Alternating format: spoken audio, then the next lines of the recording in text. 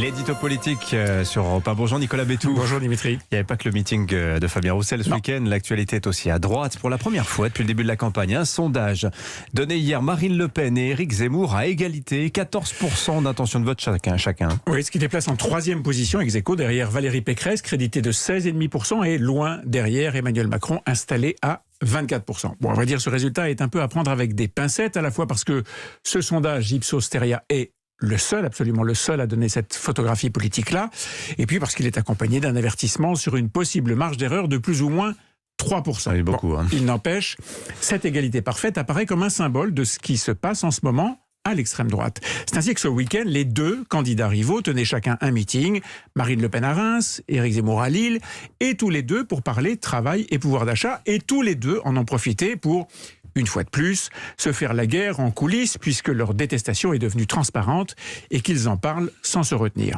Éric Zemmour multiplie les tentatives de débauchage auprès de cadres du Rassemblement national et Marine Le Pen, elle, accuse directement le camp Zemmour d'abriter des nazis, des cathotradis, des païens, tous d'anciens personnages sulfureux, dit-elle, anciens du Front National. C'est vraiment la guerre, sauf qu'au-delà des coups et de la violence des mots, les objectifs des deux camps sont en réalité très différents. Est-ce que ce sont des différences de stratégie politique ? Oui, et d'abord parce qu'ils ont à ce jour des électorats différents. Marine Le Pen agrège un vote plutôt populaire, Éric Zemmour un vote CSP+. Mais ça, c'est déjà connu. Ce qui l'est moins, c'est ce qui s'est passé dans la tête de Marine Le Pen depuis quelques jours. En fait, la patronne du Rassemblement national a donné un tour très nouveau à sa campagne, qu'elle mène d'ailleurs seule, sans se préoccuper des différentes influences de son parti. Déjà avant le week-end, elle avait indiqué dans une interview au Figaro qu'elle était lassée du bruit et de la fureur, lassée de l'ivresse de la brutalité et de la polémique permanente. Et samedi, sur la tribune de son premier meeting de campagne, conçu comme une convention présidentielle, elle a joué la carte de l'intime, de la confession, essayant dans une mise en scène très tamisée de se dévoiler en tant que femme avec ses faiblesses, ses échecs et bien sûr sa volonté. Une grande première, en tout cas pour quelqu'un qui avait la plupart du temps plutôt refusé de se confier et de se dévoiler, mais une stratégie mûrement réfléchie pour se présenter sous un jour humain, loin des polémiques et des mots qui blessent. Objectif, lancer le dernier acte de la dédiabolisation.